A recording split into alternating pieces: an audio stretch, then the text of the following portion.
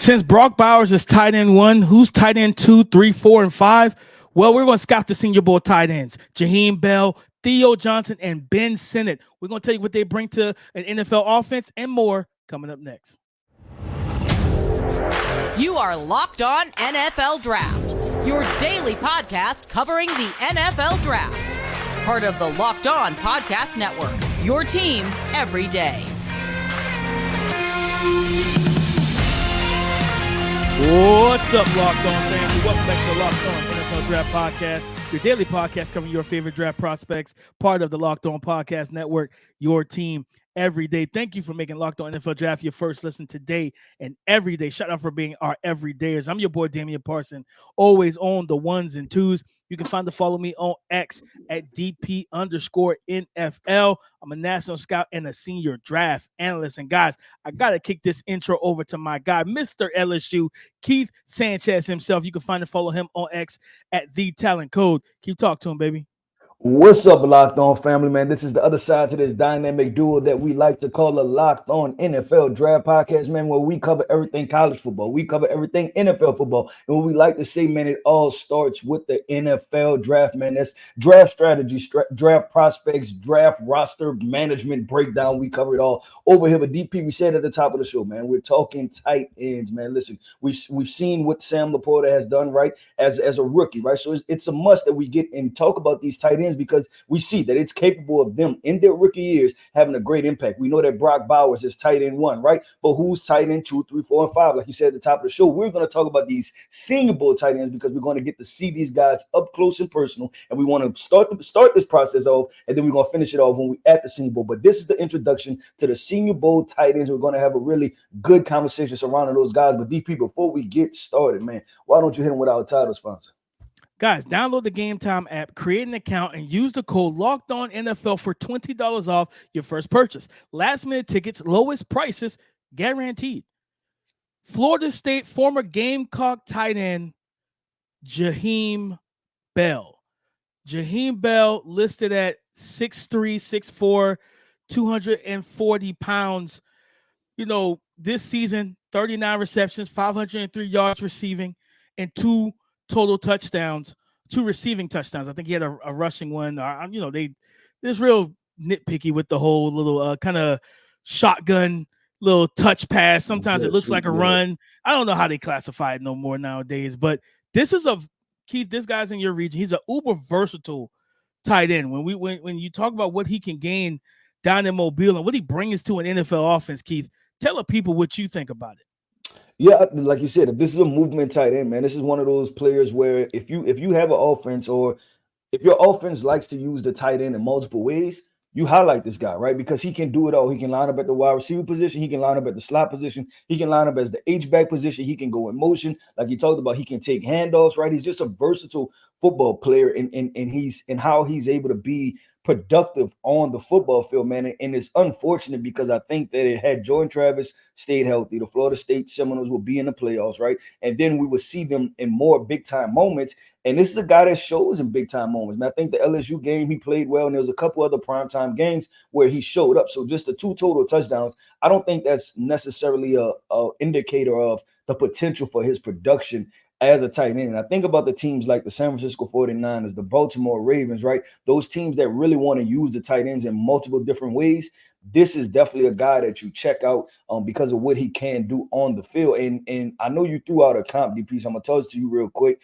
There any couple guys that kind of popping? Like I thought about Delaney Walker in his heyday with the Tennessee Titans, but I don't know if you have any other comps or just play style comps or career trajectories for Jaheim Bell. Man, I think there's a couple guys that came to mind. I like the Delaney Walker one. I thought about a little bit of Aaron Hernandez, when he was with the Patriots, where he lined up at traditional tight end. He was a flex into the slot, a flex out wide. He lined up and took some handoffs and ran, inside zone in between the tackles. And he's a tight end. And Jaheim Bell, he lines up in the backfield even for Florida State. But you go back to his time in South Carolina, I think it was against, was it North Carolina 2 seasons ago, where he had a big 60, 70-yard run out of taking a handoff out of the backfield. He's got good twitch, good explosiveness. So I thought about Isaiah Likely as well. You know what I mean? Similar bills. I think Isaiah Likely maybe an inch or maybe an inch shorter, maybe a couple pounds heavier, but very similar type of players. But he's just, to me, he's a more juiced up version of that. He has that ability with his athleticism, like to when he's detached and flexed from the line of scrimmage and he's put into the slot to stretch the vertical plane, right? Attack the seams and do different things of that nature. Run comeback routes and quick hitches and stops at the sticks. He's a guy that can do those things. He does a good job finding areas where defenders are vacating in zone. So he knows how to make himself available there as well. And he's so versatile where you can move him around. Like you can put him in the backfield. If you want to run some like funky pistol looks, he could be that H back for you. He's just a very alignment, positional, fluid guy. He's a tight end too, in my opinion. I think, I'm not going to sit here and be like, yeah, he's a tight end one for an NFL offense right out the gate. I think he has athletic ability and size to become that. But I think early on, you think about, like you said, George Kittle, if he's with the San Francisco 49ers or the Kansas City Chiefs, like he's flexing behind Travis Kelce, man, like that's a good piece to have for your NFL offense. And Keith, I think for him, it's just what I'm most excited to see down in Mobile for him. Man, just show me the route running. Show me the ability to go one-on-one with these guys, not just the linebackers, right? Because, of course, good. I'm not going to say all NFL offensive coordinators. Good NFL offensive coordinators will try and get you matched up on linebackers as they should. Good defensive coordinators are going to match that. Say, no, I'm going to put a covered safety on you. So now getting that one-on-one opportunity, like he saw against Clemson with Andrew Makuba, who just declared and went to the University of Texas, right? Just transferred. Yep. So you have a situation where you saw him have some flashes and then some moments where Andrew Makuba and those safeties from Clemson were able to really kind of lock him down in man-to-man coverage. So I think being able to showcase what he can do with his size, his athleticism, Keith, you want to see him win those one-on-ones in Mobile because I think that'll be where he makes most of his money.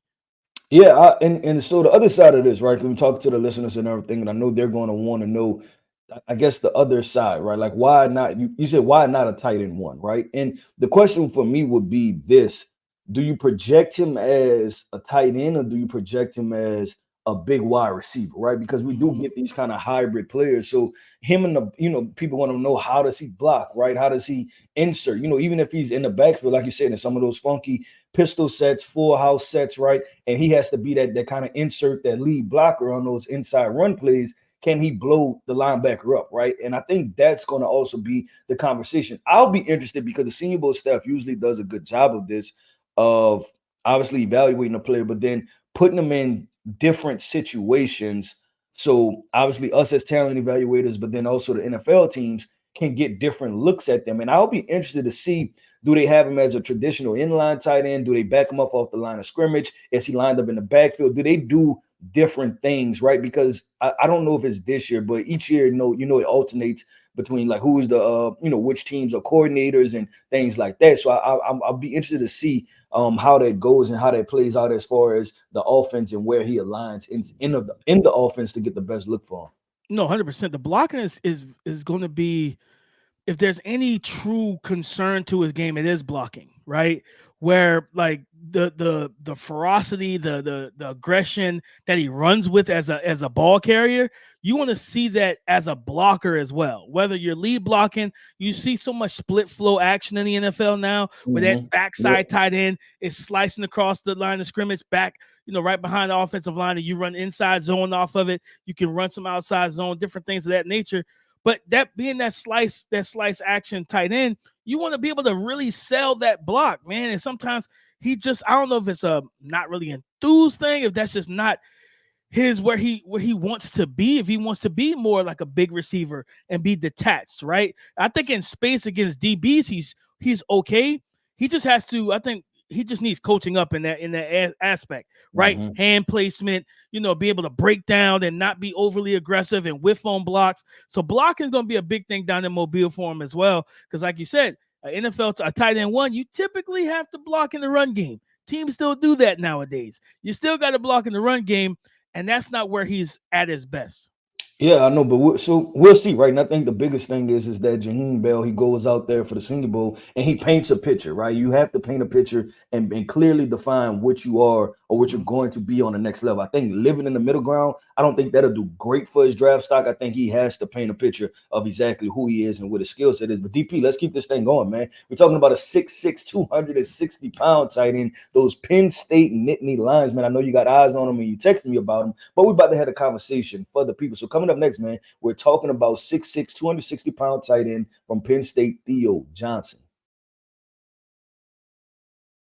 Today's episode of Locked On NFL Draft has been brought to you by PrizePicks. They are the easiest and most exciting way to play daily fantasy sports. It's just you against the numbers. With basketball season here, you can now pick combo projections across both basketball and football from the Specials League, a league created specifically for combo projections that includes two or more players from different sports and leagues. For example, Steph Curry plus Travis Kelce at a 14.5-point combo of three-pointers made plus receptions. Do you want to play alongside of some of PrizePicks' favorite players like rapper Meek Mill or comedian Andrew Schultz? You can now find community plays under the promos tab of the app to view entries from some of the biggest names in the PrizePicks community each and every week. This week on PrizePicks, this Sunday, Christmas Eve, I am taking Justin Fields versus the Arizona Cardinals for more than 197.5 passing yards. Guys, all you need to do is go to prizepicks.com/LockedOnNFL and use the code LockedOnNFL for a first deposit match up to $100. Keith, I don't know if they heard you correct. You said 6'6", 65 pounds. Theo Johnson is a big dude, Keith. He's a big dude. And unfortunately, when you look at, for those watching on YouTube and you see the numbers, 32 receptions, 325 receiving yards, 6 total touchdowns, right? And you're like, man, for that guy that big, you would think, he had better numbers. And while that's a good thought to have, it's not really his fault. Like, Penn State's passing offense was very anemic, very inconsistent in this season. But when you watch them get the football to him, one thing I took away when I watched him, Keith, and I remember, that's why I text you. I was a little hyped when I was watching. I said, hey, man, like this big boy can move, man. You know what I mean? He's an easy mover. Yeah, let's talk about it because you seen it one way, and I like you to talk about how you seen it, and then I kind of jump in and talk about how I seen him, right, and just what's the current projection. No, I think there's route running upside for him. He's not just to me when I see us. So you think 6'6", 265, that's you close to 270. You know what I'm saying? Yeah. So that's a big dude, but he's well proportioned. He's not like, not soft body guy. He's well built. But I saw hip fluidity, hip looseness to be able to sink, drive out at the top of his brakes. But also I tweeted the play out as a kind of reverse pivot route versus Illinois, where like I don't know, I think it was a safety. It was being very physical with them. You know what I mean? From the line of scrimmage, from the snap, and man-to-man coverage, hands all over him, kind of jostling for position, and the ability to just quickly reverse pivot and work back in the opposite direction. He left this guy standing there for a second because he wasn't expecting that. So there's some route running upside from him. I think he's got strong, soft hands, be able to track the ball well, can play, at the catch point, especially when he uses the full extension of the long arms and the long body that he has. But I do think that, he gives you some yards after the catch. He's hard to bring down with the first defender as well. And I think he has I don't think he's a insanely explosive guy. Like, I don't think he's like Brock Bowers. You know what I mean? Brock Bowers is extreme, like really explosive at the tight end position. But I think he has good open field speed when that long stride opens up and everything. He's just really hard to keep up with once he gets on top of the defender and stacks him. So I think there's some upside. I think that this is a guy that's going to be a better pro than what we've seen in college, just because you get more competent quarterback play. Yeah, and hopefully he goes to a good situation, DP, Right, because yeah. we have the NFL, right, where I think they have 10 to 12 backup quarterbacks playing right now. So we're hoping, right? We're hoping that he can go to a good quarterback situation. I agree with you with majority of the Theo Johnson evaluation where you can see the upside, right? I think the biggest thing is this, that when I watched him as a player, I was looking at it from the perspective of that first 3 to 5 yards.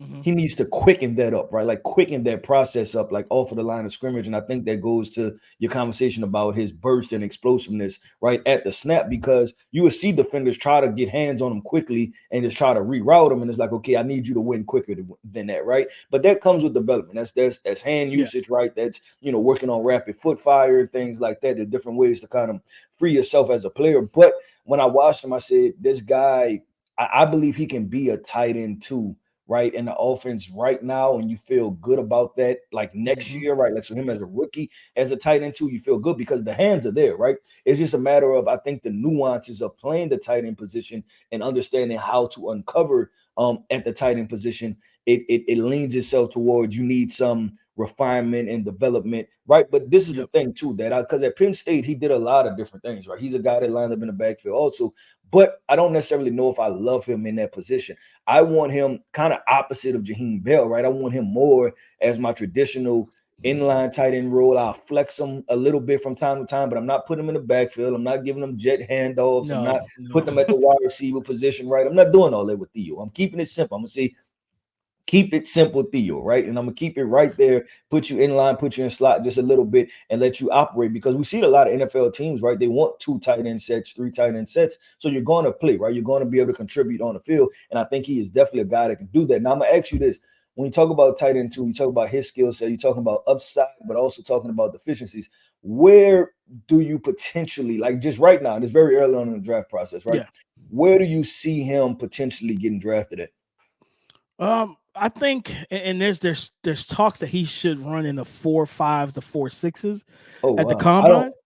I didn't Yeah, see that. I didn't see that. I'm with you. I was like, all right. I was like, I think his speed, because the 40 is that 10-yard split is important. You know what I mean? Mhm. Like, I think his speed is good once he opens that stride, Yeah, yep. 15, 20 yards down the field.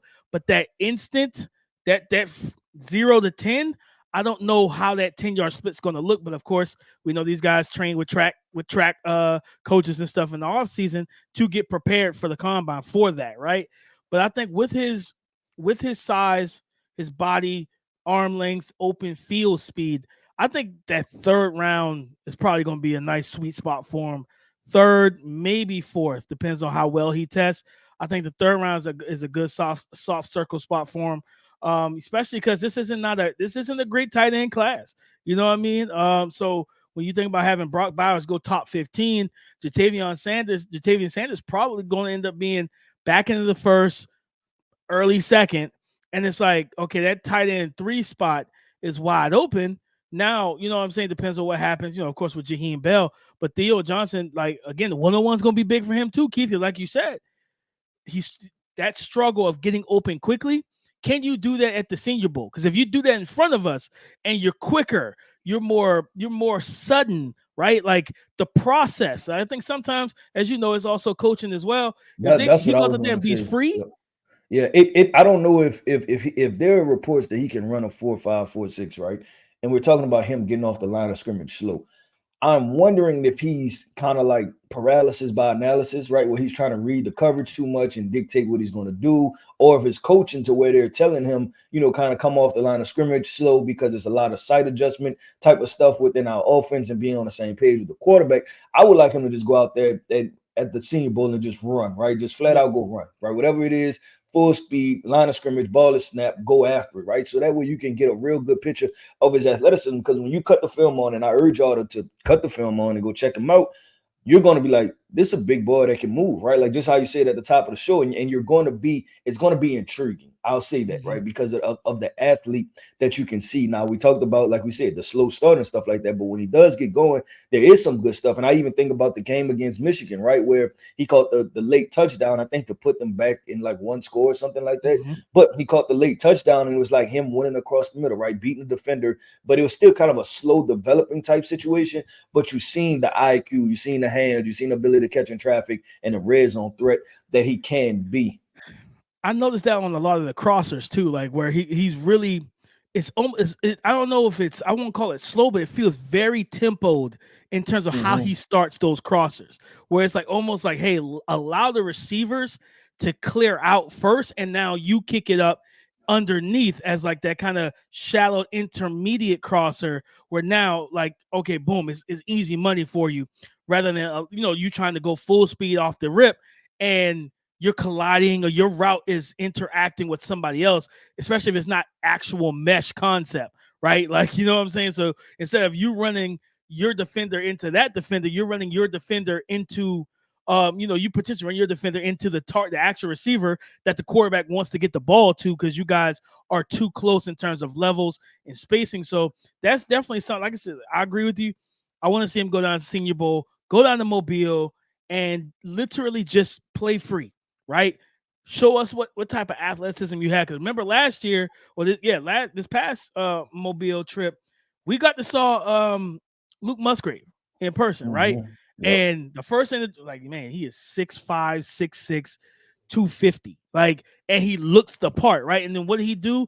1-on-1, he was able to beat defense safeties, corners. He was able to beat those guys 1-on-1 and be able to show that open field speed. He wasn't the quickest starter, but he was quicker. He started quicker than Theo typically. But you got to see what he was able to do, the ball skills on helmet or higher throws, things of that nature, the skinny posts, the variety of routes he was able to run, and then what he was able to do as a blocker as well. So if I would tell Theo Johnson anything, try and have a Luke Musgrave type of Senior Bowl, because if you do that, you might solidify yourself as a little bit earlier than the round 3 type of prospect. Yep, I agree 100% with DP. Let's keep this thing going. Let's keep it flowing, man. We're about to go to Kansas State, right? We're going to the middle of the country, man, and we are pulling out Ben Sinnott, man, a Kansas State tight end, man, a guy that played a lot of football at a high level. Not too many people are talking about him, but this is another utility type football player that we're going to get into. So stay tuned. Coming up next, man, we're talking about Senior Bowl commits. We're talking about tight ends, man, and we're about to talk about Kansas State tight end Ben Sinnott. Guys, you shouldn't have to worry when you're trying to buy tickets to your next big event. But if you wait to the last minute, you will worry and stress because you're competing with other buyers. You're trying to avoid dealing with scammers and scalpers. You're trying to find the best deal for your wallet. But let me tell you about the fast and easy way that is Gametime. Guys, I'm telling you right now, it's easy to buy tickets for all the sports, music, and comedy and theater events near you in your area. What other benefits do they have, DP? Well, let me tell you, guys. Last minute tickets, flash deals, zone deals. Their tickets are easy to find and buy, but also, this is my favorite part. They show the views from all the seats in the venue. So before you purchase that ticket or those tickets, you know what vantage point you and your family or whoever will have. Guys, I'm telling you right now, if you are a Detroit Lions fan or a Minnesota Vikings fan, you want to go see them play this Sunday on Christmas Eve, you can go to Minnesota and watch this game for as cheap as $78 per ticket on the Gametime app. So all you need to do is download the Gametime app, create an account, and use the code LOCKEDONNFL for $20 off your first purchase. Utility player, Keith. I think that's the perfect way to describe Ben Sinnott. Ben Sinnott. I put it in my draft report, DP. I put it in my draft report, baby. Listen, and it's apropos. You know what I mean? Because when you look at 6'4" for Kansas State, tight end, 6'4", 245 pounds, had a good season statistically. 48 receptions, 669 yards receiving, 6 total receiving touchdowns. And Keith, the name, I think me and you talked about this. I think I texted you or asked you about him, and the name that came to mind was Kyle Juszczyk in a way. Now, granted, I think Kyle Juszczyk is like listed at 6'2". Yeah, he's not as tall. He's not as tall. And Ben Sinnott, for some reason, he looks even taller than 6'4", right? No, like, legit. Me, he looked like he was 6'6" again. I'm like, oh, there's another 6'6" tight end, but he's listed at 6'4", which he may be 6'3", but I agree. Kyle Juszczyk might be closer to like the 6'1"-ish and more fullback-ish type of range. Yeah. But continue with he's going to be kind of that, like you said, utility. He's going to do a lot of different things for you. Get dirty, man. Do a lot of dirty work for you. Slice action, wham blocks. He's a good run blocker, man. Yeah, like he loves to run block. You can tell by the way he runs his feet. He gets his hands latched. Like he wants to drive and displace defenders. I think in the passing game, this is a guy that, especially off a hard and heavy play action, a team that runs the football would love him at tight end or that tight end 2 H-back type of role. He can move around a little bit because of the fact that because he blocks so well as a run blocker. He on those play action passes, and he's tight end leak. You know what I mean? Stuff like that where he sells the run action himself. to where you're not even keying in on him as a potential passing option. Then he leaks out, whether it's into the flats, whether it's a corner route, up the seam, right? Especially in the red zone. I think it was the Missouri game where he had 2 red zone touchdowns. One was on like a crosser, I think out of a bunch set. And the other one was kind of it was a tight end delay where he sold the run, and it was almost jump pass like we used to see with Tim Tebow in the Florida Gators back in the 2000s. And he kind of just leaked right into the end zone by himself, and it was easy money for him. But you see them get the ball to him in a lot of different ways, some manufactured touches to give him run after the catch opportunities, and they use him in similar to like we talk about Jaheim Bell. Like Kansas State went to some what we call like the diamond pistol formation, full house in the backfield, where he's one of the H backs back there. They will kind of run them both on rail routes or wheel routes. Run them out of that position into a corner route. You know what I mean? So they did a lot of different things for him.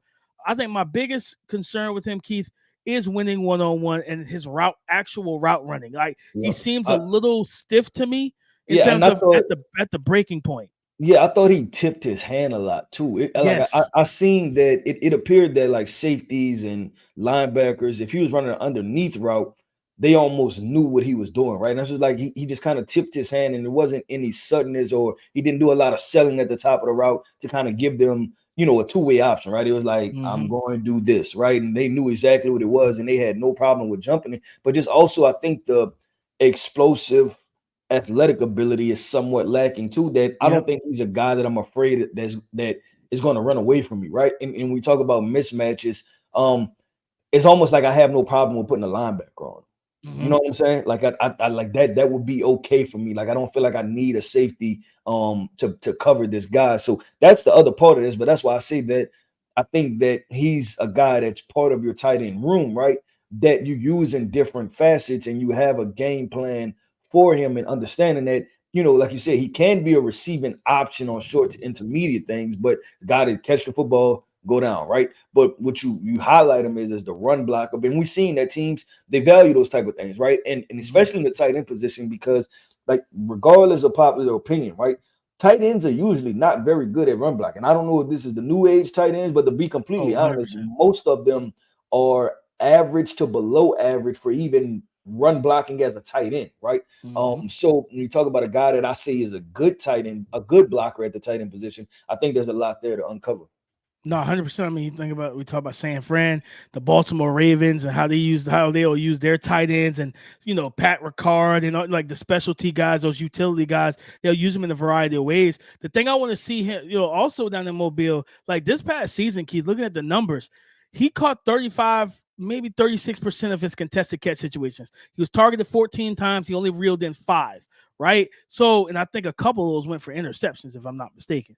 Like, 3 of those went for picks. So it's like you think about when in those one-on-ones, when you don't separate, right? You think back to Trey McBride, when he was down in Mobile. He didn't separate from a lot of guys one-on-one, right? When he got those one-on-one opportunities, it was, okay, you could be in my hip pocket, but I'm just bigger and stronger than you, and I'm going to just take this off the top of your helmet. And that's what he was able to do.